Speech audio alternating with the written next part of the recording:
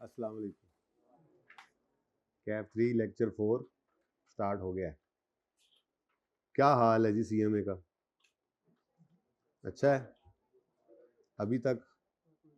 आगे भी अच्छा रहेगा अगर अभी तक अच्छा है तो। ये होमवर्क में सवाल थे, इनको मैं डिस्कस कर देता हूँ। सोल्यूशन मौजूद थे, सॉल्व नहीं कर रहा। ठीक है, देखें कोई एक आधा करना पड़ा तो कर भी लेंगे। 8वां हो गया था, कोई मसला? 9 में 10 में कोई मसला? कोई मसला नहीं है। चलो फिर भी मैं डिस्कस कर लेता हूँ क्विकली। ठीक है, किस किस का आज पहला दिन है? निकल जाए क्लास से। ये नहीं खड़ा क्यों हो जाएगा? मैं कह लूँगा खुद, ठीक है ना? क्यों जी, आज क्यों पहला दिन है? कहाँ थे आप? हैं? अच्छा, पीआरसी के पेपर हो गए? पीआरसी वाले भी अब आ गए? बोलो, अभी पीआरसी के पेपर चल रहे हैं वैसे? 28 को खत्म होने? चलो माशाल्लाह, बेसिक्स तो लंघ जानी है। लेक्चर्स लिए ये अपलोड हो रहे थे? चल ठीक है। आपने, आपके पेपर था? अब वैसे आप लेट आए हो? कहाँ से हो आप? वहाँ से पैदल आ रहे थे? तो टाइम लग गया ना, मैंने कहा पूछ लूँ। हैं? अच्छा, रिक्वायरमेंट है जी हमारी बेटा, ये ज़रूरी है। बेसिक्स बहुत ज़रूरी है। आपको किसी ने कहा होना है क्लास वालों ने, अब बेसिक्स चल रही है, खैर है, चिल करो, अभी याशी करो, बाद में आना। बेटा फिर सारा सेशन ही रोते गुजर जाना है। ये चीज़ें अगर काबू में नहीं होंगी तो ये चीज़ें बहुत से ज़्यादा अहम है। बार बार कह रहा हूँ, आपको खुद ही महसूस हो जाएगा। आप 100 लेक्चर से भी ऊपर चले जाएंगे तो ये 7-8 लेक्चर जो बेसिक वाले हैं, ये आपको हर लेक्चर में ही नज़र आएंगे। कहीं भी आपकी जान नहीं छूटनी। तो जिनके लेक्चर्स पेंडिंग भी हैं, वो बराए करम, वाओ, मेहरबानी, ये पूरे कर लें। तुम्हारा कितना दिन है आज? दूसरा। तुमने लेक्चर पूरे किए? सॉरी, आपने लेक्चर पूरे किए? You are required to what calculate total production cost and total, वाह, नॉन प्रोडक्शन कॉस्ट। यानी बात वहां चली गई जहां से हमने पहले दिन शुरू की थी। पहला दिन तो मतलब वही था ना जो दूसरा दिन था दरअसल। ये प्रोडक्ट कॉस्ट मैंने कहा था रीड करना जाके नोट्स से, तो उसमें वहां पर ये बात लिखी हुई थी, प्रोडक्ट कॉस्ट का ही नाम प्रोडक्शन कॉस्ट भी है। छोटी छोटी बात भी काम आ जाती है। आप रिक्वायरमेंट के अंदर उसने प्रोडक्शन कॉस्ट लिख दिया। अब जिसने थ्योरी में से ये वाली लाइन पढ़ी थी, मैं आपको दिखाऊं। चीज, मैन्युफैक्चरिंग ऑर्गेनाइजेशन में प्रोडक्ट कॉस्ट हैं वो कॉस्ट जो मैन्युफैक्चरिंग के दौरान इनकर होती हैं। These cost are also known as production cost, manufacturing cost. अब देखो, जिसने ये पढ़ा था उसका काम बन गया, और जिन्हें नहीं पढ़ा था वो सोच रहा होगा पता नहीं ये क्या चीज़ होती है। खैर चले, कोई बात नहीं। तो प्रोडक्ट कॉस्ट निकालनी है, यानी प्रोडक्शन कॉस्ट निकालनी है। और जो पीरियड कॉस्ट होती है, ये बेसिकली नॉन प्रोडक्शन कॉस्ट ही होती है। ठीक है, देखें ज़रा, शायद इसका भी नाम लिखा हो, अल्लाह करे लिखा हो। वैसे मैंने ये, मुझे याद नहीं है कि लिखा हुआ या नहीं। Period cost are not associated manufacturing. ठीक है जी, these cost are, oh yes come on, non production cost लिखा हुआ था। अच्छा, ये मुझे नहीं याद था कि लिखा हुआ है, अभी अभी आप लोगों के सामने ही ये मैंने देखा। तो बहरहाल थेरी जितनी लिखी गई है वो ज़रूरी वाली ही लिखी गई है। आपके नोट्स में मैं चैप्टर्स में से थेरी डालूंगा। आई की किताब में तो बहुत बहुत थेरी है, तो सारी तो नहीं ज़रूरत होती है आपको। वो तो सिखाया जा रहा होता है कि जी ये टॉपिक है, इसमें ये कॉन्सेप्ट, ये मिसाल के तौर पे कंट्रीब्यूशन इसे कहते हैं, ये ऐसे निकलता है। ये सारे काम तो हम प्रैक्टिकली कर रहे होंगे, प्रैक्टिस कर रहे होंगे, फॉर्मूलाज लिख कर याद कर रहे होंगे। वहाँ पे वो वाली चीज़ें तो रेलेवेंट नहीं है आपके लिए। थ्योरेटिकल चीज़ें जो होती हैं वो इसी तरह की होती हैं जो ऑलरेडी मैं काफ़ी कम करके नोट्स में डाल चुका होता हूँ, तो आप उसको मज़ीद कम नहीं कर सकते।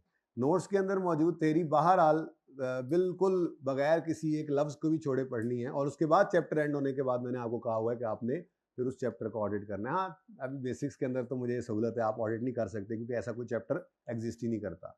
लेकिन उसके बाद से हम आई कैप के चैप्टर्स को करना शुरू कर देंगे, तो जो चैप्टर खत्म होगा फिर उसको पूरी तसल्ली से आपने देखना भी है। ठीक है ना, सही है? तो ये थ्योरी पढ़ने के लिए है, ये सिर्फ यहाँ पे बराए नाम नहीं लिखी गई। ठीक है, चले। तो प्रोडक्शन कॉस्ट और नॉन प्रोडक्शन कॉस्ट, मतलब वो जो हमने प्रोडक्ट कॉस्ट और पीरियड कॉस्ट की बहस की थी परसों, ये वही वाली कॉस्ट है। और आपको पता है प्रोडक्ट कॉस्ट के अंदर मटेरियल, लेबर, एफओएच आता है, और पीरियड कॉस्ट के अंदर सेलिंग, एडमिन, फाइनेंस कॉस्ट ये आ जाती है। ठीक है, चलो तो जी अच्छा हो गया। फिक्स वेरिएबल का काम करना है आज, बस ज़रा ये थोड़ा सा टाइम पास कर लें जी। शुरू करते हैं जी। Aqib limited is manufacture of high tech product and is monthly production and sale is 10,000 units. 10,000 units हर महीने बनाते हैं और बेच भी देते हैं, कोई स्टॉक नहीं रखते। अच्छा, cell price per unit given है, डायरेक्ट मटेरियल कॉस्ट भी पर यूनिट गिवन है, ठीक है, आसानी हो गई। Direct labour cost per unit नहीं गिवन, साथ ही बता दिया गया, नीचे नोट देख लो। नोट जाके देखा तो उन्होंने कहा कि 1 यूनिट पर 1.5 घंटा लगता है और हर घंटे के 3,000 रुपये देते हैं, तो 1 यूनिट पर तो फिर 4500 रुपये लगे, ठीक है। तो हमने प्रोडक्शन कॉस्ट निकालनी थी, तो मटेरियल कॉस्ट तो रेडीली अवेलेबल है, सॉरी नीचे 5000, लेकिन लेबर कॉस्ट के लिए 3000 को 1.5 से मल्टीप्लाई करना पड़ना था। वही बताया था ना आपको कि मटेरियल क्वांटिटी रिक्वायर्ड, बल्कि लेबर आवर्स रिक्वायर्ड कितने हैं per unit, 1.5 labour hours per unit ये रिक्वायर्ड है, और हर लेबर आवर पर पेमेंट करते हैं पर लेबर आवर। तो इन दोनों को मल्टीप्लाई किया तो आपके पास 4500 रुपये, ये क्या आ गया, ये है आपकी direct labour cost per unit, ठीक है ना। सिखाया था ना कल बड़ी तफसील से, ये सारे सीएमए में ये चलना ही चलना है आपके साथ, हर सवाल में यही काम हो रहा होना है, ठीक है। अच्छा, उसके बाद आगे कहते हैं टोटल ओवरहेड्स, इनके लिए नोट 2 देखें, ठीक है जी, देख लेते हैं। मैन्युफैक्चरिंग सप्लाईज यानी इनडायरेक्ट मटेरियल कहाँ जाएगा, वो पहले ही उन्होंने एफओएच लिखा हुआ है, और प्रोडक्शन कॉस्ट है। प्रोडक्शन कॉस्ट की मतलब तीन तरह की होती है ना, डायरेक्ट मटेरियल, डायरेक्ट लेबर, और फिर इसके अलावा जो भी कॉस्ट है और है फैक्ट्री की चार दीवारी की, वो एफओएच, ये सीखा था हमने, ठीक है। तो ये एफओएच आ गया। सैलरी ऑफ सिक्योरिटी गार्ड्स, अब ये क्लियर नहीं है, चुप है, चुप है तो कोई एक अजम्पशन, अच्छा कभी अजम्पशन लो ना तो छोटा सा नोट डाल देना, जैसे अभी इसको बारे में लिखा हुआ है आगे, लेकिन नहीं लिखा हो तो फिर आपको कोई एक अजम्पशन तो लेनी पड़ेगी ना, तो आप ये अज्यूम, छोटा सा एक नोट डाल दोगे कि I have assumed that security guards are in factory या are of employees of factory, ठीक है। तो उससे फिर आप इसको प्रोडक्शन कह देंगे, और अगर आपने दूसरी तरफ जाना है तो इसको आप दूसरा एजम्पशन लेकर लिख सकते हैं। तो एजम्पशन ले लेंगे, जहाँ पे क्लियर ना हो तो अजम्पशन के ऐसे आपकी वो ट्रीटमेंट बिल्कुल सही मानी जाएगी, ओके। लेकिन ऐसे होगा नहीं, बताएगा, जैसे यहाँ पे बता रहा है 35% security staff is employed in, इसका मतलब इसका 35% जो है वो कितना बना, ये क्या है, तो 650 फिर कहाँ जाएगा, सिर्फ इग्नोर नहीं करना था, इस सवाल में दोनों चीज़ें रिक्वायर्ड थी, ठीक है। तो 350 इधर आ गया, 650 नॉन प्रोडक्शन में जाएगा। Next, depreciation of machines and equipments, वैसे तो मशीनें और इक्विपमेंट जो है वो फैक्ट्री की ही होती हैं, अगर चुप होगा तो नॉर्मल अजम्पशन यही है कि मशीन है, लेकिन इक्विपमेंट भी आ गया ना। अब इक्विपमेंट जैसे मिसाल के तौर पे एसी है, ये भी तो एक इक्विपमेंट है, फोटोकॉपी मशीन पड़ी है, इलेक्ट्रिकल इक्विपमेंट है, ऑफिस इक्विपमेंट हो सकते हैं ना। अब उसने लिख दिया मशीन एंड इक्विपमेंट, चुप हो सवाल, तो फिर मैं अजम्पशन ले सकता हूँ कि ये मशीन फैक्ट्री में होगी और इसके बड़े बड़े इक्विपमेंट जो पड़े होते हैं फैक्ट्री में, लेकिन वो चुप नहीं था, उसने क्या कहा 75% ऑफ डेप्शन बिलोंग्स टू, इसका मतलब बाकी मशीनें, फिर जनरेटर भी तो एक मशीन ही है, हेड ऑफिस में लगा हुआ है, तो क्या उसकी डेप्शन फैक्ट्री में आएगी। तो अगर वो कह रहा है, क्लियरली बता दिया उसने, तो 75% जो है वो कितना बनता है 370, ये एफओएच हो गया, और 150 हाँ वो नॉन प्रोडक्शन है। उसने ये नहीं कहा था सेलिंग एडमिन अलग करने हैं, उसने कहा जो प्रोडक्शन है या नॉन प्रोडक्शन है, तो नॉन प्रोडक्शन जो भी है, सेलिंग भी हो गया, एडमिन भी हो गया, फाइनेंस, वो सारे के सारे एक हेडिंग के अंदर चले जाएंगे। इलेक्ट्रिसिटी चार्जेस, चुप नहीं है, बता रहा है, 1 मीटर लगा होगा, वहीं से ही हमारी फैक्ट्री को भी सप्लाई जा रही होगी, वहीं से हमारे शोरूम को भी जा रही होगी, वहीं से हमारे एडमिन डिपार्टमेंट को भी जा रही होगी बिजली, ठीक है। तो वही वो बता रहा है कि 60% इलेक्ट्रिसिटी जो है वो यूज होती है मैन्युफैक्चरिंग में, तो इसका 60%, ये 300 क्या हो गया एफओएच, ठीक है जी। और इसको भी यहाँ लिख ही देते हैं फिर, ये मैंने 1.5 करके यहाँ पे किया था 4500, ये 4500 क्या है डायरेक्ट लेबर, ठीक है। और ये तो सीधा सीधा ही आ गया था डायरेक्ट मटेरियल, ठीक है ना। डीएलसी, डीएमसी, एफओएच, 3 ही कॉस्ट होती हैं। रेंट एक्सपेंस कह रहा है कि 65% एरिया जो है वो फैक्ट्री ने ऑक्यूपाई किया हुआ है, बाकी एरिया फिर सेलिंग एडमिन का होगा, हमारी वजह से फैक्ट्री के अलावा जो भी है वो नॉन प्रोडक्शन है, तो इसका 65%, 650 ये एफओएच आ गया, डायरेक्ट मटेरियल डायरेक्ट लेबर नहीं है, लेकिन फैक्ट्री का खर्चा है तो क्या है, प्रोडक्शन। ठीक है, इसके अलावा वाले कहाँ चले जाएंगे, आगे कहता है सेल्समैन कमीशन जो है वो 0.5% ऑफ सेल रेवेन्यू है। तो पॉइंट, अब से देखो सेल कोई एक्सपेंस नहीं है, सेल तो रेवेन्यू है, इनकम है, लेकिन उसने क्या कहा हुआ है हमें, नहीं उसने हमें क्या कहा हुआ है, कॉस्ट निकाल लो, प्रोडक्शन कॉस्ट और नॉन प्रोडक्शन कॉस्ट। अब सेल्स के ऊपर जो कमीशन दिया जा रहा है क्या वो प्रोडक्शन कॉस्ट है, वो सेलिंग एक्सपेंस है, सेलिंग कॉस्ट है। ठीक है ना, तो हमारे लिए तो प्रोडक्शन के अलावा दूसरी कैटेगरी क्या चल रही है, तो यहाँ पर आपने इसको 0.5 क्या है, परसेंट है ना, हाँ 0.5% आ गया, ये एक यूनिट का कमीशन, और टोटल कितने, 10,000 बनाते भी हैं और बेच भी लेते हैं, तो कितना बना, हाँ 750। ये क्या है, ये सेलिंग एक्सपेंस है, सेलिंग एक्सपेंस है, यानी आपके लिए तो दो ही कैटेगरीज चल रही हैं, ये क्या है, नॉन प्रोडक्शन। ठीक है, और यहाँ से भी बकाया नॉन प्रोडक्शन हो गया, तो अगर इसका सोल्यूशन देखें तो ये आपको नजर आ रहा है इसी तरह से। अच्छा टोटल मांगा उन्होंने, सॉरी, ये तो मैंने पर यूनिट निकाल के दिया था सारा का सारा। ये क्या है, ये cell price per unit, direct cost per unit है, पर यूनिट है तो इसको मल्टीप्लाई करना पड़ेगा आपको 10,000 से, ये पर यूनिट निकला है तो इसको मल्टीप्लाई करना पड़ेगा 10,000 से। ठीक है, बाकी ये तो उसने दिए ही क्या हुए, और ऊपर भी क्या है 1000 में। ठीक है ना, तो ये 1000 के अंदर टोटल कॉस्ट है। ओके, तो इनको तो 10,000 यूनिट से मल्टीप्लाई किया, बाकी सारी कॉस्ट जो है वो इसी तरह से 1000 के अंदर गिवन थी, वो दे दी इन्होंने। और नॉन प्रोडक्शन के अंदर ये पहली कॉस्ट अभी अभी हमने देखी 750, और बाकी वो सारे जो उधर से बच के इधर आ गए।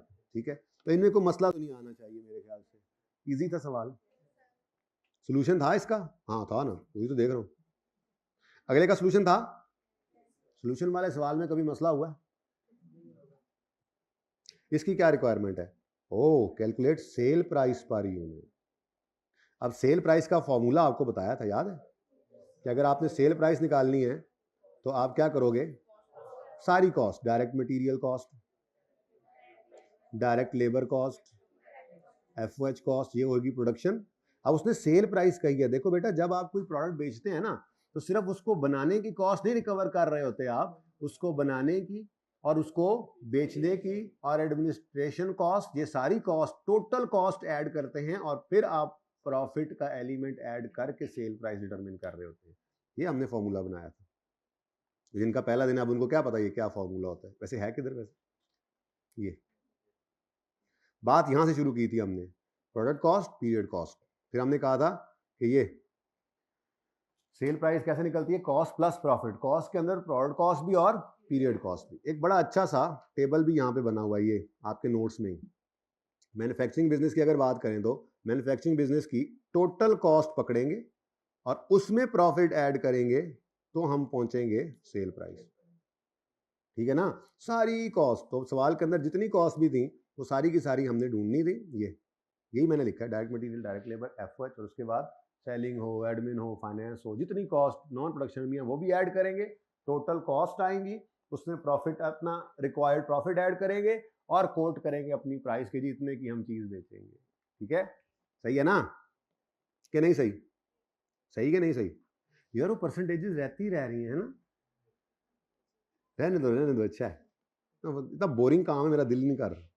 हाँ ना, आसान काम, बस उसमें एक ही मसला है, बुझो तो जाने, नहीं कोई बता दे, उसमें एक मसला है, वो परसेंटेज वाला सवाल है ना, एक मसला है, सोल्यूशन नहीं है, बस यही मसला है कि उनके अंदर उस सवाल का सोल्यूशन नहीं है, यही मसला है, और कोई मसला नहीं है। चले वापस है, हाँ जी, सेल प्राइस निकालनी है और सेल प्राइस का फॉर्मूला आपको बताया हुआ है। ठीक है, बेसिक्स में बता दिया, एंड तक यही चलेगा। अच्छा, इमरान लिमिटेड प्रोड्यूसेस लकड़ी chairs, following information of cost is given for लकड़ी चेयर। डायरेक्ट मटेरियल में लकड़ी और पेंट लगता है, ईच कुर्सी requires 5 square metre of wood and cost of wood is, चलो ये अच्छा हो गया, वो रेट भी पर स्क्वायर मीटर ही है तो टेंशन ही कोई नहीं। ठीक है, अच्छा अब उसने पर यूनिट ऑफ चेयर का कहा है। ठीक है, ये तो बड़ा सुकून से होता जाएगा, एक यूनिट, एक कुर्सी पर कितने स्क्वायर मीटर, और हर स्क्वायर मीटर की तो total cost rupees per unit चल रहा है, ऐसा ही है। आगे, each chair requires 100 millilitre of paint. Oh, यहाँ पे धोखा, कोई बात नहीं, 100 मिलीलीटर है और 1 मिलीलीटर, एक लीटर में कितने मिलीलीटर होते हैं, डिवाइड बाय 1000 किया तो ये लीटर में कन्वर्ट हो गया। कल सिखाया था, ज्यादा दूर नहीं है, करीब करीब ही है। स्मॉल यूनिट ऑफ मेजरमेंट, ये पहले दिन वालों ये सब कुछ हमने किया हुआ है। अब आप क्या समझ रहे थे, शुगल चल रहा है, हाँ इंट्रोडक्शन हो रहा होगा, सर अभी नाम याद कर रहे होंगे। आज सर ने 4 लाइनों का नाम याद कर लिया, फिर अगली 4 का, फिर अगली हफ्ते में तो मुश्किल से नाम याद होंगे, ऐसा ही है ना। प्लीज लेक्चर ले लेना, बहुत इंपॉर्टेंट लेक्चर, मैं बार बार कह रहा हूँ। शुक्र करो अभी फिक्स वेरिएबल की बात जरा दोबारा से शुरू होकर आगे चलनी है, वरना तो आप बिल्कुल ही तबाह दे। ये क्या बन गया जी, ये आप मिलीलीटर नहीं आप लीटर बन गए, ठीक है। तो ये लीटर रिक्वायर्ड है और हर लीटर की कॉस्ट जो है वो 10, तो रुपीज पर यूनिट ये लिखना अब हम छोड़ चुके हैं, बड़े हो चुके हैं जी। ओनली 1, यानी 1 रुपए का पेंट एक कुर्सी पे लग जाता है, ठीक है। नेक्स्ट, लो जी, डायरेक्ट वर्कर्स में कटिंग और असेंबली। अच्छा, कुछ वर्कर्स जो हैं वो लकड़ी काट रहे हैं और कुछ वर्कर जो है वो उनको जोड़ के ग्लू से और वो ठुकाई करके वो काट के ऐसे जोड़ रहे हैं, ठीक है। कुछ लकड़ी काट रहे हैं और कुछ कुर्सी बना रहे हैं, ठीक है। Direct worker, each chair require 30 minutes for cutting and assembly of chair and these workers are paid wages at 6 per our. वही वाला काम, 30 मिनट्स हैं तो इसको आवर में कन्वर्ट करो। अब ये आवर बन गए, यानी आधा घंटा एक चेयर पे लगता है और 1 घंटे का पे करते हैं 6, तो आधे घंटे का 3 बनेगा, ठीक है। कोई मसला तो नहीं हो रहा, कोई ऐसी छोटी सी बात समझ ना आए तो, या बेसिक्स के अंदर बिल्कुल इतनी सी गुंजाइश भी नहीं छोड़ के चलनी। जितना यहाँ पर आप चीज़ों को तवज्जो से देख लेंगे उतना ही सारे सीएमए में सुकून से चलते रहेंगे, ठीक है। क्योंकि फिर हम अगले टॉपिक्स में जाके ना उन टॉपिक्स को सीख रहे होंगे। अब ये बड़ी बेसिक सी कैलकुलेशन है, लेकिन अगर ये सिखाए बगैर पहली बार सवाल आ जाए आपके सामने, तो आप उस सवाल की, उस कॉन्सेप्ट की, उस टॉपिक की, उसके थीम को समझने की बजाय आप इनमें उलझे रहेंगे। तो इसलिए बेसिक्स करवाई जाती हैं, हमेशा ही करवाई जाती हैं, हर उस्ताद ही करवाता है, ऐसी बात नहीं है, ठीक है। लेकिन बस बच्चे नहीं करते, बच्चे तो बच्चे हैं ना जी। ईच चेयर रिक्वायर, अच्छा वो पेंट भी होती थी ना, तो पेंट जब होती है तो पेंटर अलग है, कटाई वाला, ठुकाई वाला और फिर पेंटिंग वाला, अलग अलग वर्कर हैं। तो ईच चेयर रिक्वायर 1 घंटा of labour time in painting process and ये तो सीधा सीधा ही है, एक आवर ही चाहिए और 7 रुपए। तो चलो जी नेक्स्ट, लाइसेंस फी, वो यानी चेयर बनाने का लाइसेंस भी हमें लेना पड़ता है। हुकूमत ने कहा हुआ है कि एक चेयर बनाओगे तो हर चेयर पे हमें 2 रुपए फीस देनी पड़ेगी। इजाजत है ना, हम ही चेयर्स बना सकते हैं, ये कुर्सी की तो लड़ाई है सारी, ठीक है। तो एक कुर्सी की जो हमें लाइसेंस फी हुकूमत को पे करनी पड़ती है बनने के बाद, वो क्या है। तो अब ये देखो, लाइसेंस फी है 2 पर चेयर, तो हम वैसे ही रुपीस जो निकाल रहे हैं ये पर चेयर, ये क्या निकाल रहे हैं हम, कॉस्ट पर चेयर। बल्कि मैं पर चेयर लिख देता हूं, ये कॉस्ट चल रही है, आपको पता है आगे इसी में प्रॉफिट ऐड कर देंगे तो वो सेल पर चेयर बन जाएगी। आगे बढ़ो, बढ़ते जाओ बढ़ते जाओ। वेरिएबल प्रोडक्शन ओवरहेड्स किसे कहते हैं स्टूडेंट भाई? अगर तो ये होती पर मंथ या पर एनम, इंशाल्लाह आज फिक्स वेरिएबल में जाके बताऊंगा। अगर ये पर मंथ पर एनम होती तो ये फिक्स कॉस्ट होती, ये पीरियड कॉस्ट बन जाती। आप 10 कुर्सियां बनाएं या 500 कुर्सियां बनाएं, ठीक है। हाँ, लेकिन मसला क्या है, पीरियड कॉस्ट तो तब हो जब ये प्रोडक्शन, ये फैक्ट्री से बाहर निकल जाए, लेकिन फैक्ट्री के अंदर रहते हुए यही प्रोडक्ट कॉस्ट बन जाएगी, लेकिन होगी फिक्स नेचर की, होगी प्रोडक्ट कॉस्ट, ठीक है ना। बेसिकली क्या है, जो आपकी फिक्स कॉस्ट, अच्छा कॉस्ट फिक्स्ड है, ये एक क्लासिफिकेशन है जो कल शुरू की थी ना बात जाते जाते। अब वो फिक्स कॉस्ट फैक्ट्री की है तो प्रोडक्ट कॉस्ट है, और अगर वही फिक्स कॉस्ट फैक्ट्री से बाहर की है तो वो पीरियड कॉस्ट बन जाएगी, तो वो अलग बात है। तो अगर ये लाइसेंस पर चेयर क्या कह रहा है, ये लाइसेंस ऐसे भी कह सकता था कि ये लाइसेंस कुर्सियां बनाने का है, तो बनाने का है ना। अब एक लाइसेंस क्या है कि जी आपने यहाँ पे जो सेल्स शोरूम बनाया हुआ है उसका लाइसेंस है, यहाँ पे चीज बेचनी है तो शोरूम बनाना है तो उसका लाइसेंस है। अब वो सेलिंग बन जाता, वो पीरियड कॉस्ट बन जाता। प्रोडक्ट कॉस्ट की खुसूसियत ही यही है कि ये प्रोडक्ट कॉस्ट अगर टोटल में भी होती तो हम पर यूनिट निकाल के इसमें ऐड करते, ऐड करके प्रोडक्ट की कॉस्ट का पार्ट बन जाता, प्रोडक्ट बिकेगी तो कॉस्ट ऑफ सेल बनेगी। ये कल थोड़ी सी बात की थी, ठीक है। बाकी इंशाल्लाह अभी सफर बाकी है, आगे चल के इस बातें समझ आने लग जाएंगी आहिस्ता आहिस्ता, अभी तो इसरार और रुमूज खुलते जाएंगे ना आहिस्ता आहिस्ता, ठीक है। तो बहुत बुनियादी बुनियादी बातें हमने अभी की है। अच्छा जी, each chair requires 15 minute of cutting variable, मैं कहने लगा था वेरिएबल प्रोडक्शन ओवरहेड किसे कहते हैं। अब कल फिक्स वेरिएबल की थोड़ी सी बात हो गई थी ना। वेरिएबल ओवरहेड वो हैं कि जब कुर्सी बनेगी तो वो इनकर होंगे, कुर्सी नहीं बनेगी तो इनकर। मैं मिसाल के तौर पे कहता हूं कि ये बिजली का बिल है, जो मशीनें हमने लगाई हुई हैं, कटिंग मशीन है, फिटिंग मशीन है, पेंट स्प्रे मशीन है, ये बिजली पे चलती हैं। अब काम हो रहा होगा तो बिजली खर्च हो रही होगी तो बिल आ रहा होगा, इसको वेरिएबल ओवरहेड कहेंगे, क्योंकि ये डायरेक्ट मटेरियल भी नहीं है, डायरेक्ट लेबर भी नहीं है। फैक्ट्री का है, साथ साथ उसकी तैयारी भी करें जो कल शुरू किया था, फैक्ट्री का खर्चा है तो प्रोडक्ट की कॉस्ट का पार्ट तो बनेगा, लेकिन वेरी कर रहा है विद 2 कुर्सियां बनाओ तो थोड़ा बिल, 200 बनाओ तो ज्यादा बिल, मशीनें ज्यादा चली, 2000 बनाओ तो और ज्यादा बिल। लेकिन जिस फैक्ट्री 4 दीवारी के अंदर हमने ये काम शुरू किया हुआ है वो भी किराए पे है, क्या वो किराया बदलेगा? तो वो फिक्स्ड ओवरहेड बन जाएगा। लेकिन प्रोडक्शन नॉन प्रोडक्शन को देखना है हमने इस वक्त, ठीक है ना। प्रोडक्ट की कॉस्ट का पार्ट फिक्स्ड कॉस्ट भी बनती है और वेरिएबल कॉस्ट भी बनती है। वो असल में ये फिक्स वेरिएबल की बात ना थोड़ी सी छेड़ी थी, इंशाल्लाह आज सारा लेक्चर उसी पे ही बात करनी है। ओके, ये तो जान छड़ाओ, कहोगे तो परसेंटेज भी कर लेंगे, हैं?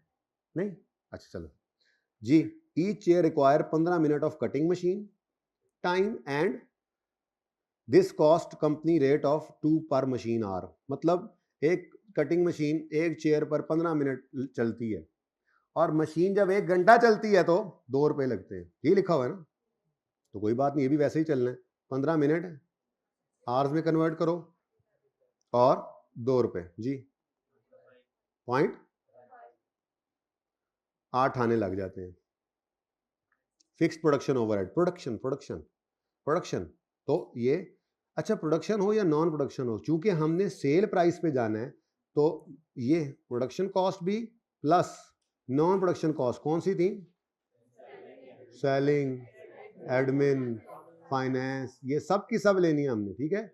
ये सारी कॉस्ट लेनी है और फिर इन सब कॉस्ट के अंदर, टोटल कॉस्ट के अंदर हमने, तो ये सब आज छोड़ना कुछ भी नहीं है हमने, ठीक है। बस कैलकुलेशन की बात थी, बाकी तो सब कुछ ही लेना है, कुछ छोड़ना तो है नहीं इसमें। पिछले सवाल में अलग अलग करना था, इस सवाल में टोटल कॉस्ट। तो फिक्स प्रोडक्शन ओवरहेड क्या है? Charge to each chair at the rate of 10 per labour our. अच्छा, ये टोटल कॉस्ट कुछ रही होगी, लेकिन उन्होंने एक रेट निकाल के दे दिया। एफएच के चैप्टर में सीखेंगे ये काम करना, हमें तो कोई मसला नहीं, हमें तो ये पर चेयर भी मिल सकती थी, पर चेयर नहीं मिली, पर लेबर आवर मिल गई, कोई मसला नहीं, लेबर आवर हमारे पास मौजूद है। इधर देखो, आधा आर एक चेयर पे लगता है, ठीक है। अब ये जो आपने आधा आर यहां पर निकाला था, ये इसको आपने यहां पर किससे मल्टीप्लाई किया था? लेबर रेट पर आर से। अब यही आधा आर जब लेबर काम करेगी तो मशीन की कितनी कॉस्ट पड़ेगी? 10 रुपए पर आर, 10 रुपए लिखा हुआ है ना, वो तो 5 बन जाएगी ना। यानी कि आपने कहा जी 30 मिनट को घंटे में चेंज करें तो आधा घंटा बना, और हर घंटे का फिक्स्ड एफओएच कॉस्ट जो चार्ज होगा ईच चेयर को आधे घंटे का, तो हर घंटे का 10 रुपए है, तो इसको ₹10 से मल्टीप्लाई किया तो ये 5 रुपए बना। ये यूं कह सकते हैं कि मिसाल के तौर पे, चलो छोड़ो अब बात और बढ़ जाएगी। फिक्स वेरिएबल की बात मैं ज़्यादा बार बार कर रहा हूँ, हालांकि अभी उसकी बात शुरू ही हुई है ना, ज़्यादा छेड़ नहीं सकते। आज इंशाल्लाह क्लास के एंड तक फिक्स वेरिएबल में बहुत कंफर्टेबल हो चुके होंगे हम, और वो भी बड़ी ही इंपॉर्टेंट क्लासिफिकेशन है। यस, हाँ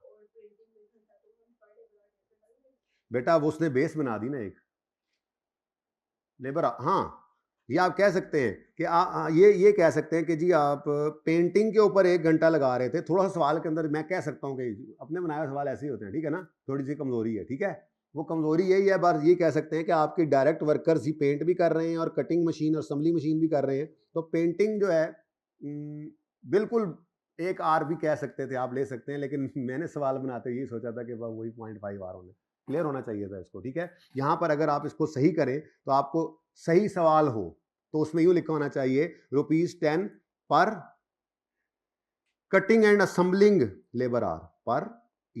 ये मैं सवाल, क्योंकि मेरा बना हुआ सवाल मैं खुद सही कर सकता हूँ, आई कैप वाला सवाल तो है नहीं कि मैं छेड़ नहीं सकता, ठीक है। Cutting and assembling labour hour, ये बात समझ आई है क्वेश्चन इनका? देखो ना, डायरेक्ट वर्कर्स ही है ना, अब मैं ऐसे खाम खा के अजम्पशन लूँ, नहीं जी नहीं, डायरेक्ट लेबर तो वही है जो कटिंग और असेंबलिंग कर रही है, वही ऊपर हेडिंग दी हुई है, पेंट वाले भी डायरेक्ट ही हैं, तो खाम खा फजूल अजम्पशन क्यों लें, सवाल की कमी को पूरा कर लेते हैं, अपना सवाल, ठीक है, ये ऐसे होना चाहिए था। ओके, सही है, दोनों लिए हुए हैं, एक कर लें फिर, बल्कि मैंने सवाल बदल दिया ना इसलिए वो एक हो गया, देख लेते हैं, अभी जाकर ही देखेंगे, फिलहाल चलने दें। Next, fix production overhead cost is charge at the rate of 10 per labour our. अच्छी बात है, वैसे उन्होंने दोनों ले लिए हैं, तो मैंने ये अजम्पशन ले ली, सवाल बदल दिया, तो अब मेरी एक भी बन जाएगी, ठीक है, आगे जाके देखते हैं सोल्यूशन को। नेक्स्ट है जी, एडमिन और सेलिंग जो है, company has a policy to charge admin and selling cost equal to 20% of. यार ये तो कोई बात नहीं हुई, चलो तो आसानी है, फिर इसके हिसाब से इसका टोटल करेंगे, जो भी टोटल आएगा उस टोटल को 20% से मल्टीप्लाई करके उसमें ऐड करेंगे, ये टोटल कॉस्ट बनेगी और उस पर प्रॉफिट ऐड होगा, सोल्यूशन में ही चले जाते हैं, ठीक है, ये सही जा रहे हैं, यहां पे आके मसला है, ये ऐड करो फिक्स प्रोडक्शन ओवरहेड। इन्होंने क्या किया, इन्होंने कहा जी आधा घंटा लगता है कटिंग एंड असेंबलिंग पे और 1 घंटा लगता है, तो टोटल कितना लेबर आवर लगते हैं, मुनासिब है, ये भी कोई इतनी गैर मुनासिब नहीं है, लेकिन अब जो मैंने ऊपर सवाल बदल दिया उस हिसाब से सिर्फ 0.5 भी हो सकता है, ठीक है, सब्जेक्टिव बात है, क्योंकि सवाल अपनी बनी हुई एग्जांपल्स होती हैं, उनके अंदर छोटी मोटी बातें होती हैं, अपने हिसाब से आप कर सकते हैं, ठीक है, डन। इसके बाद ये जितनी कॉस्ट आई, अच्छा अब कोई बच्चे कहेंगे सर यहाँ पे आप 0.5 लेंगे तो ये फिगर गलत हो जाएगी, तो फिर ये टोटल भी गलत होगा, फिर ये भी गलत होगा, फिर ये भी गलत होगा, फिर ये भी गलत होगा, फिर ये भी गलत होगा, तो आगे तो कोई नंबर नहीं मिलेगा। मैं आपको पहले ही बता चुका हूँ, अगर उसके हिसाब से ये आपने गलत निकाला है ना, तो यहाँ पे आधा नंबर लेट से इसका था वो कट गया, टोटल के मार्क्स नॉर्मली होते नहीं है, चलो इसके भी नंबर मिलेंगे। अब ये जो फिगर भी आपने निकाली है वो गलत सही, उस पर 20% लगा के ऐड किया पूरे नंबर, फिर ये जो फिगर निकली है इस पे आपने 30% प्रॉफिट ऐड किया, चाहे वो गलत फिगर के ऊपर 30% प्रॉफिट निकल के गलत फिगर आई है, लेकिन उसके नंबर नहीं कटेंगे, उसके पूरे नंबर मिलेंगे, और ये सेल प्राइस निकाली, इसके पूरे नंबर मिलेंगे आपको, ठीक है, बस चले वापस आए फिर, अब कल जो शुरू किया था ये तो ऐसे शुगर लगा रहे थे, अच्छा परसेंटेजेस को फिर आज एंड पे रखते हैं, हो सकता है 5 मिनट बच जाएं, अगर फिक्स वेरिएबल ने हमारी जान छोड़ी तो, ठीक है। कल हमने बात शुरू की थी कि हम एक कॉस्ट क्लासिफिकेशन पढ़ के आए हैं, प्रोडक्शन और नॉन प्रोडक्शन, उसी के अंदर ही फिर सब क्लासिफिकेशन थी ना, प्रोडक्शन को हमने कहा था मटेरियल, लेबर और बेसिकली तो ये 2 तरह की क्लासिफिकेशन हो गई ना, एक हमने क्लासिफिकेशन की कॉस्ट की प्रोडक्ट और पीरियड, फिर प्रोडक्ट की आगे हमने क्लासिफिकेशन की, ये क्लासिफिकेशन बिहेवियर के हिसाब से नहीं होती, ये टाइप के हिसाब से क्लासिफिकेशन है, विद रिस्पेक्ट टू टाइप, ऐसे याद करने की जरूरत नहीं है, ये टाइप है, मतलब प्रोडक्ट कॉस्ट में तीन तरह की कॉस्ट थी, मैंने कहा था, direct material, direct labour, FOH, वो भी एक क्लासिफिकेशन है, ठीक है, और फिर पीरियड कॉस्ट आगे 3 तरह की मैंने एग्जांपल में दी थी, सेलिंग, एडमिन और फाइनेंस। तो एक बहरहाल कॉस्ट क्लासिफिकेशन हमने जो पढ़ी वो क्या थी, प्रोडक्ट कॉस्ट और पीरियड कॉस्ट, ठीक है। कल हमने एक क्लासिफिकेशन जाते जाते शुरू की थी, वो कॉस्ट के बिहेवियर के पॉइंट ऑफ व्यू से क्लासिफिकेशन थी, यानी कॉस्ट कैसे बिहेव करती हैं, डिफरेंट कॉस्ट कैसे बिहेव करती हैं अगर आप एक्टिविटी लेवल को चेंज करें। एक्टिविटी लेवल चेंज करने का मतलब क्या है, एक कुर्सी बनाएं, 10 बनाएं, 50 बनाएं, 100 बनाएं, अब ये क्या है, एक्टिविटी लेवल, जो काम आप कर रहे हैं वो काम जितना ज्यादा कर रहे हैं, ठीक है, या काम मतलब चेंज हो रहा है, वो एक्टिविटी लेवल अगर चेंज हो रहा है तो कॉस्ट डिफरेंट जो हैं वो कैसे डिफरेंटली बिहेव करती हैं, ये हमने पढ़ना शुरू किया था बिहेवियर के पॉइंट ऑफ व्यू से। तो मैंने एक सादा सी एग्जांपल दी थी एक बच्चे की, ठीक है, बल्कि अपनी ही एग्जांपल यही ले लेते हैं, ठीक है, कि ये क्वेश्चन हमने स्टार्ट किया था, creation took a monthly trip of students to मीनारे park, the bus cost of each trip is 15,000, मैंने कहा था ये 70 सीटर बस है, कह दिया था मैंने, ठीक है, तो है फिर हम, ठीक है ना, तो 70 से ऊपर अभी लेके ही नहीं गए, और सवाल करेंगे फिर उसमें देखेंगे। अच्छा अब मेरा सवाल, बस कॉस्ट क्या है, इसकी नेचर क्या है, ये 15,000 रुपये किराया लगना ही लगना है, चाहे 10 स्टूडेंट जाएं, चाहे 50 जाएं, चाहे 70 की 70 सीटें आप भर दें, ड्राइवर जो आया है, बस वाला जो आया है, उसने किराया कितना लेना है, यानी बस कॉस्ट एक ऐसी कॉस्ट है। अच्छा, और मैंने साथ एक बड़ी इंपॉर्टेंट बात की थी कि डिसीजन जो आपने लेना है ना इस बिहेवियर का, टोटल की बेस पे लेना है। एक कॉस्ट जो इन टोटल 15 ही है, एक्टिविटी लेवल चेंज हो रहा है उससे चेंज। एक्टिविटी लेवल क्या है?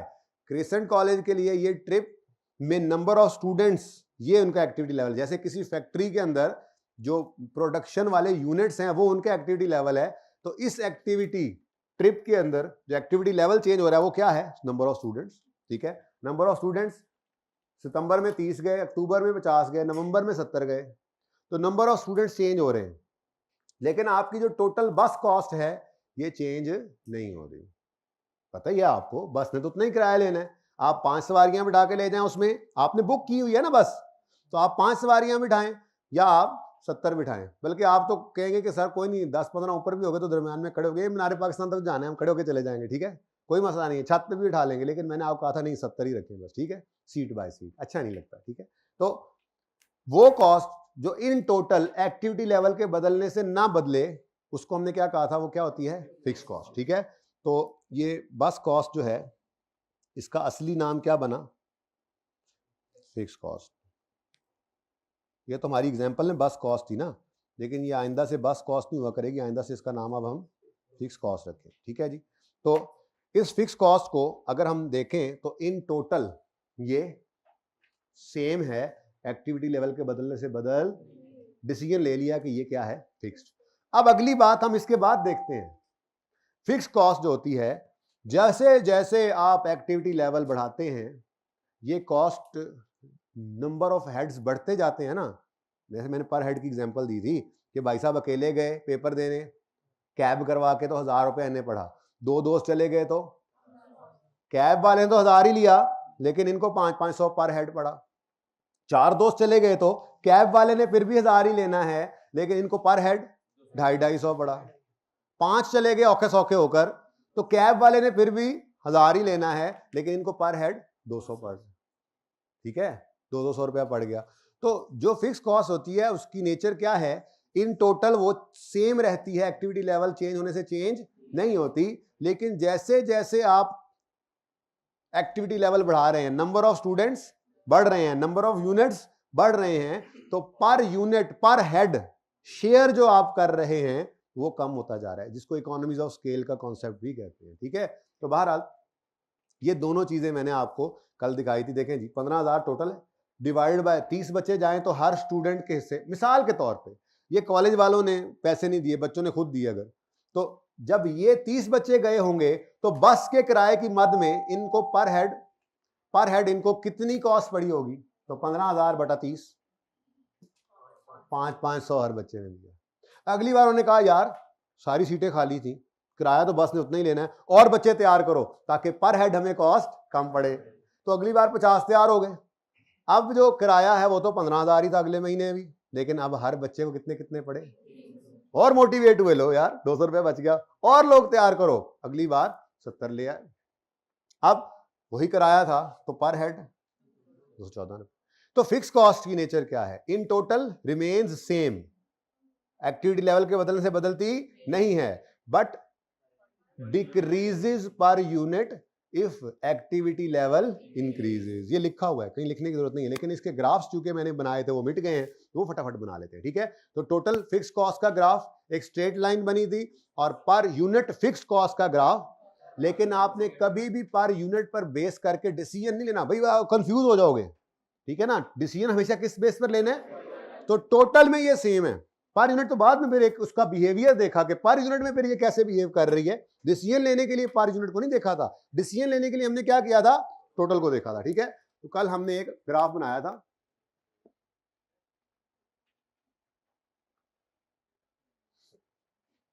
नंबर ऑफ स्टूडेंट्स 10, 20, 30, 40, 50, 60, बुक नहीं रहे, 70।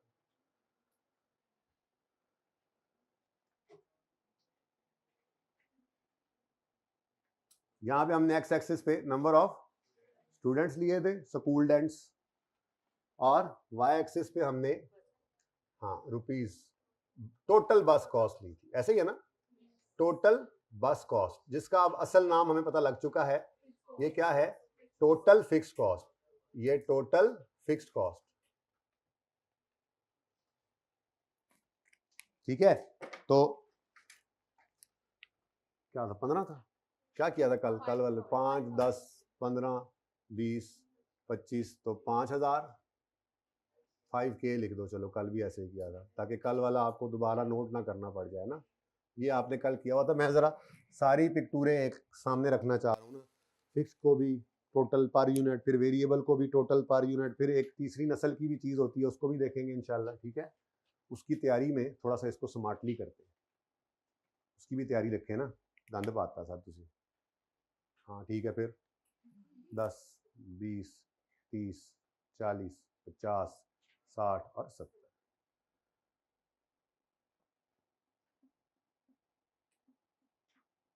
ठीक है जी।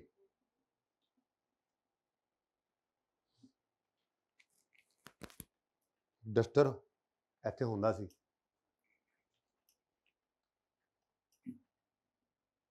सफाई फिर नहीं हो रही। चले, गुजारा हो गया। अच्छा जी, अब अगर आपके स्टूडेंट्स जो हैं वो 30 गए, यहां से देखेंगे तो आपकी टोटल, अब कॉस्ट कौन सी देख रहे हैं हम? एक्स एक्सिस पे कौन सी, वाई एक्सिस पे कॉस्ट कौन सी पड़ी हुई है? तो अगर 30 स्टूडेंट जाएं तो कॉस्ट कितनी पड़ती है आपको बस की? तो ये जनाब आपने यहां पर, सही है, लगा दूं? बाकी तो आपको पता ही है, लाइन इज मैग्नेटिक, खींच लेगी सारे नुक्तों को। नेक्स्ट, अगले महीने 50 चले गए, टोटल बस कॉस्ट फिर भी, तो 50 बच्चे चले गए तब भी कॉस्ट,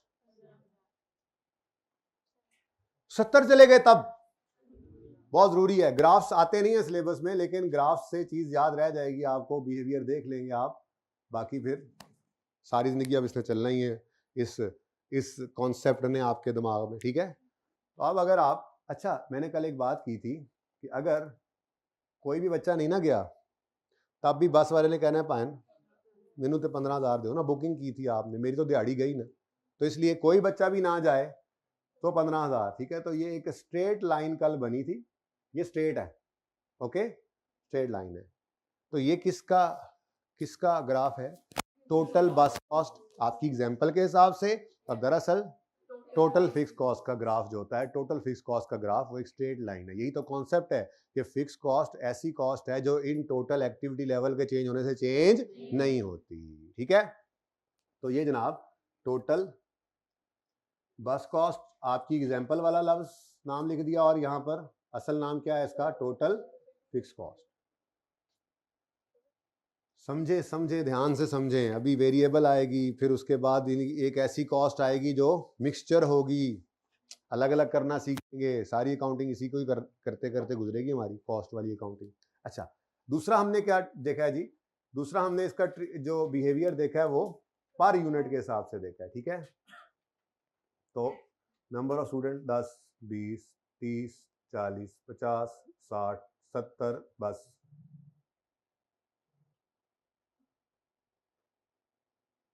ठीक है जी, नंबर ऑफ स्टूडेंट्स आ गए, स्कूल डेंट्स।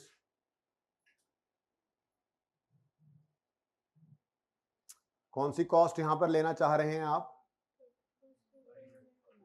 टोटल नहीं, पर यूनिट। लेकिन कौन सी? यानी कि पर स्टूडेंट बस कॉस्ट कितनी पड़ती है, ठीक है। स्टूडेंट्स, मैंने कहा ना, जरा ज्यादा आसानी समझ आएगी अगर आप यूं कहेंगे स्टूडेंट्स ने खुद ही बस अरेंज की है। तो हर स्टूडेंट को 30 गए तो 500 रुपया हर स्टूडेंट को पड़ा, और स्टूडेंट्स उन्होंने ज्यादा तैयार कर लिए अगली बार, तो उनका पर स्टूडेंट किराया कम हो गया। तो यही है इसकी खसूसियत, क्योंकि ये इन टोटल फिक्स है ना, इन टोटल फिक्स है। तो इसी को इकोनॉमीज ऑफ स्केल कह रहे हैं कि अगर आपने एक फैक्ट्री ऐसी किराए पे ले ली है जो 1 लाख जूते बना सकती है, लगा नहीं सकती, बना सकती है हर महीने में, तो आप अगर कम जूते बनाएंगे तो वो फैक्ट्री का किराया कम जूतों पर एलोकेट होकर ज़्यादा कॉस्ट बन जाएगी, ठीक है। तो आप कोशिश करेंगे कि आप ज़्यादा से ज़्यादा, बल्कि मैक्सिमम कैपेसिटी पे इसको ऑपरेट करें, ताकि आप मैक्सिमम उस किराए को यूज़ कर रहे हो। तो यही वो बात होती है, इसी को इकोनॉमी ऑफ स्केल कह रहे होते हैं, ठीक है। तो खैर यहाँ पे हम क्या लेंगे जी? पर स्टूडेंट बस कॉस्ट, बस। अच्छा बस कॉस्ट, ये रुपीज के अंदर यहाँ पे चल रहा है ना, यहाँ पे नंबर ऑफ स्टूडेंट्स है, ये रुपीज चल रहा है, ठीक है। अच्छा पर स्टूडेंट बस कॉस्ट, यानी कि इसको आप पर यूनिट फिक्स कॉस्ट कहेंगे दरअसल तो आज के बाद, ठीक है।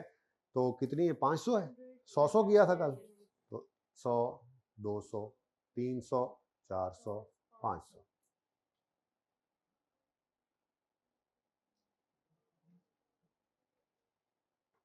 तो अगर 30 बच्चे जाते हैं तो कॉस्ट सही ना, लगा दूं, बाकी मसला तो कोई नहीं, आपको पता ही है। अच्छा अगर 30 बच्चे जाएं तो हर बच्चे को कॉस्ट 50 जाएं तो 300, अगर बच्चे 50 हो जाएं तो कॉस्ट कितनी हो जाएगी, ब्रेक लगाना, ओके डन। सुभान अल्लाह, कितना मुश्किल है ये ग्राफ बनाना, इकोनॉमिक्स वाले उस्ताद भी कितने कमाल होते हैं ना, जबरदस्त ग्राफ बना देते हैं। नेक्स्ट 70, 214, तो यहां कहीं होगा 214, ठीक है डन।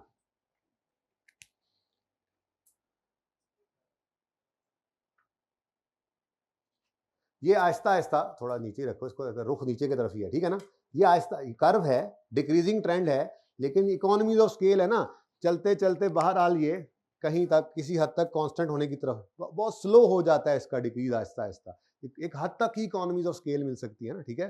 तो बहरहाल ये लाइन ऐसी है, ये आपने लाइन ये भी देखी हुई है, ऐसी बात नहीं है, कोई नई चीज है, थोड़ा कर्वी ऐसे चेक करो, अभी चेक करना, अभी ये जो लाइन है ना, ये इसने नुक्ता खुद ही सही कर देना।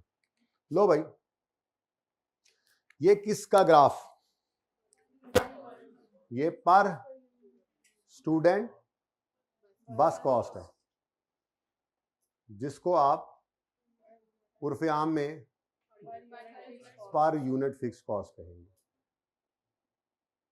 ये आपके दिमागों में फिट हो जाने वाली चीजें हैं, मतलब हो जाने वाली नहीं, मतलब करने वाली, यानी हो जानी चाहिए, बहुत जरूरी है, ये पता होना चाहिए आपको, ठीक है ना, सही है जी।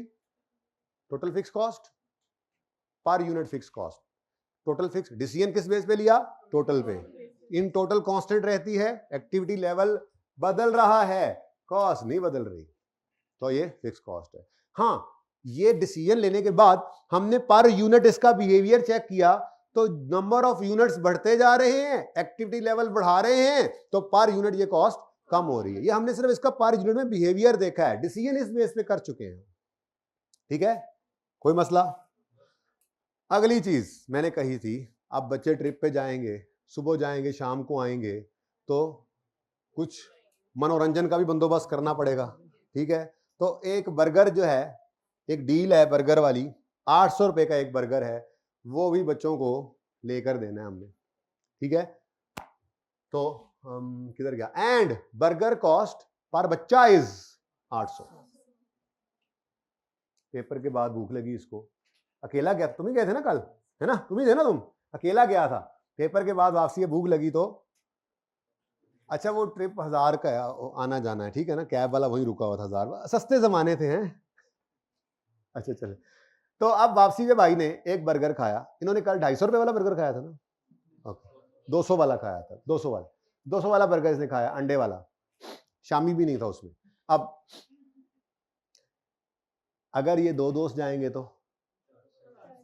टोटल, अच्छा डिसीजन किस बेस पे लेना है, ये अकेला जाए तो टोटल बर्गर कॉस्ट कितनी पड़ी, 200, दो दोस्त गए तो टोटल, 4 दोस्त गए तो टोटल, 5 दोस्त गए तो टोटल, तो टोटल में आपके नंबर ऑफ बर्गर्स यानी स्टूडेंट्स बढ़ते जा रहे हैं, तो टोटल कॉस्ट भी बढ़ती जा रही है, यानी एक्टिविटी लेवल के बदलने से ये कॉस्ट भी बदल रही है, मतलब वेरी कर रही है टोटल में डिसीजन किस वजह से ले रहे हैं, तो वो कॉस्ट जो एक्टिविटी लेवल के वेरी करने से, चेंज करने से बढ़ा रहे हैं, नंबर ऑफ स्टूडेंट्स बढ़ रहे हैं, तो टोटल बर्गर कॉस्ट भी बढ़ रही है, नंबर ऑफ यूनिट्स या स्टूडेंट्स कम कर रहे हैं, तो टोटल बर्गर कॉस्ट भी कम हो रही है।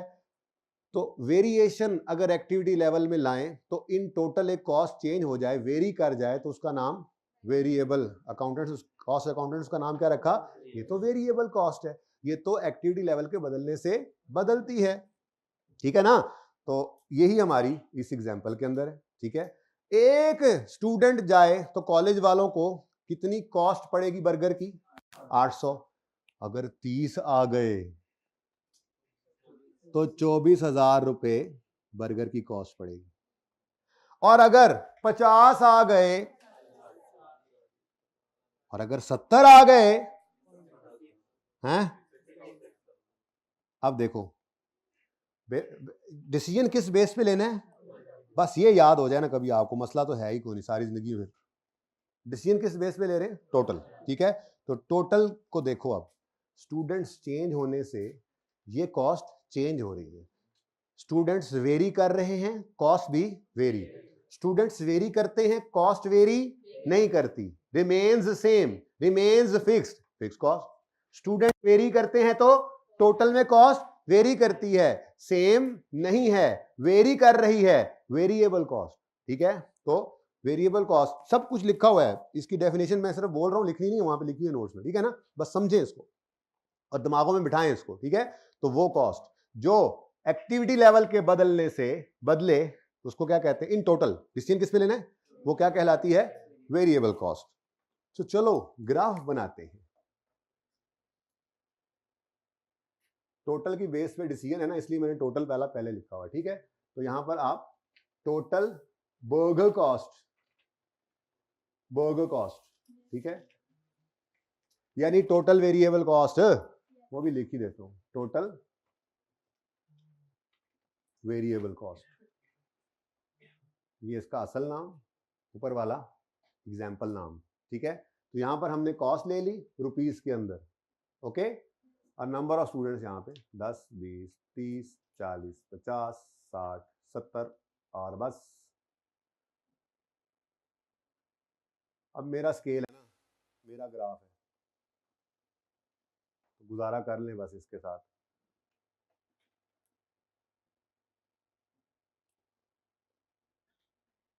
ठीक है जी। अब अगर कोई स्टूडेंट ना जाए तो बर्गर कॉस्ट, नहीं नहीं, वो बर्गर की जो दुकान साथ वाला आ जाएगा, नहीं भाईजन, आपने दिल में तो सोचा था ना, ऐसा तो नहीं होगा ना। स्टूडेंट जाएंगे, सुबह पता लगेगा, जब गाड़ी में वो बच्चे पहुंच जाएंगे, गाड़ी में चलने में आधा घंटा रह जाएगा, तो फिर दुकान पे जाके हम उस वक्त ऑर्डर करेंगे, हाँ जी इतने बच्चे आ गए हैं तो इतने बर्गर दे दो, ठीक है, ओके। तो फिर अगर कोई बच्चा ना जाए, कोई बच्चा ना जाए, बस वाले ने तो 15 ले लिया था, ठीक है, यहाँ पे कोई बच्चा ना जाए तो कोई बर्गर कॉस्ट नहीं पड़ेगी, ठीक है। अच्छा, स्टूडेंट 30 आ गए, 24,000, ओहो यहाँ तो लिखा ही नहीं, 24, 40, तो 10,000 कर लें, 10,000, 20,000, 30,000, 40,000, 50,000, बस 60 भी है, तो 60 के 50 के दरमियान ही होगा ना, 20 खे, 30 खे, 40 खे, और क्या, बस काफी है, गंद पै गया इतने वैसे, है ना, समझ ही कुछ नहीं आ रहा, गुजारा हो रहा है। अच्छा, अब अगर बच्चे 30 आ गए तो कितनी बर्गर कॉस्ट पड़ी? तकरीबन यहां पे कर, बच्चे 50 आ गए अगले महीने तो रोके, बच्चे 70 तो कॉस्ट 56, यहां कहीं डन। अब ये टोटल वेरिएबल कॉस्ट है, ट्रेंड चेक करो इसका, जैसे जैसे अब ये ना लाइन इंशाल्लाह देखना खींचेगी इनको अपने पास, क्योंकि लाइन तो मैं दोबारा नहीं लगा रहा, चलो इधर आ रहा जी, ये देखा कैसी जबरदस्त लाइन मैंने रखी है, मैग्नेट लगा हुआ है ना ये जी बेटा। तो क्या ट्रेंड आया जी आपके सामने टोटल वेरिएबल कॉस्ट का, जैसे जैसे स्टूडेंट्स बढ़ते जा रहे हैं वैसे वैसे कॉस्ट बढ़ती जा रही है, ठीक है। तो ये क्या है जी, total burger cost, burger, total burger cost, जिसको आप सिर्फ ऑनवर्ड कहा करेंगे टोटल वेरिएबल कॉस्ट का ये ग्राफ है।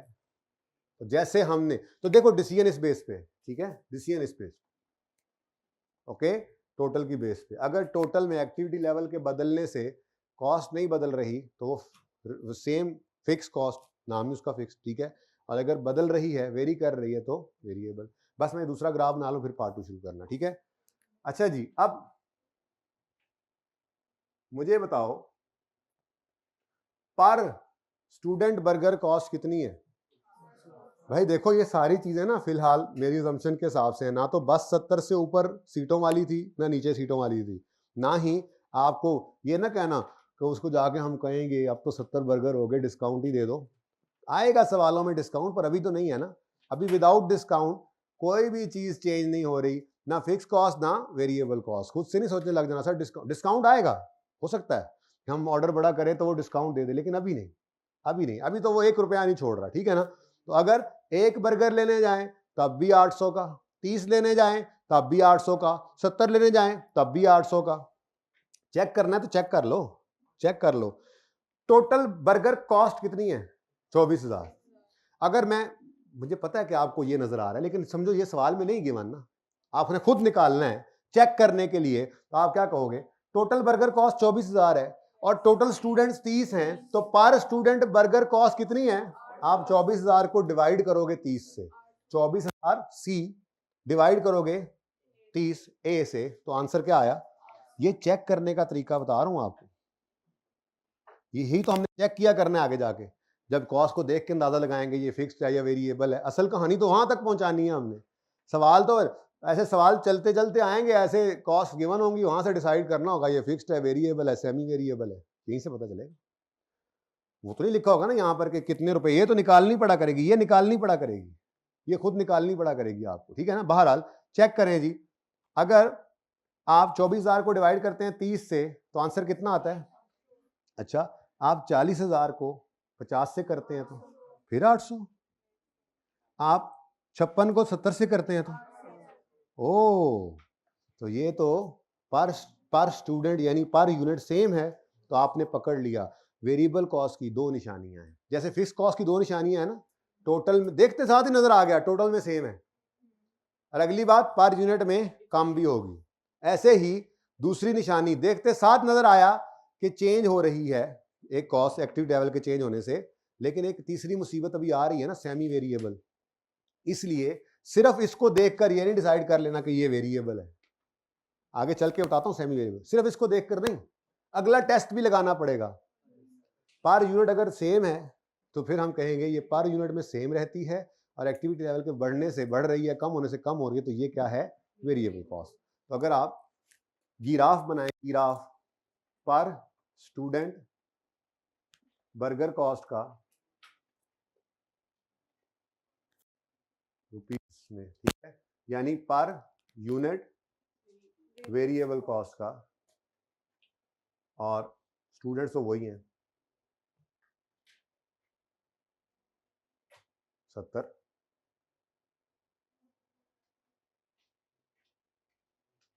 सर बड़ा टाइम ज़ाया कर रहे हैं आप, ये क्या कर रहे हैं आप, क्या आपने हमें ट्रक की बत्ती के पीछे लगाया हुआ है, ये क्या ग्राफ्स बना रहे हैं, ये क्या कर रहे हैं आप। सीएमए पढ़ने आए हैं, ये क्या इकोनॉमिक्स पढ़ रहे हैं, सीएमए पढ़ रहे हैं जी। 800 का है ना, तो 200 400 600 800 1000 ऐसे कर लेते हैं, ठीक है ना। बस हमारी मर्जी भी, हमारा अपना ग्राफ, अपना स्केल मेरा। अच्छा, अब 30 स्टूडेंट जाएं तो पर स्टूडेंट बर्गर कॉस्ट 800 है, 50 जाएं तो 70 जाएं तो, वाह, ये तो फिक्स कॉस्ट हो गई। नहीं, पर यूनिट के अंदर नहीं डिसीजन लेना है, डिसीजन तो टोटल में लेना है। ये पर यूनिट में सेम नजर आई है तो ये निशानी है अकल वालों के लिए कि ये क्या है, मैग्नेटिक लाइन।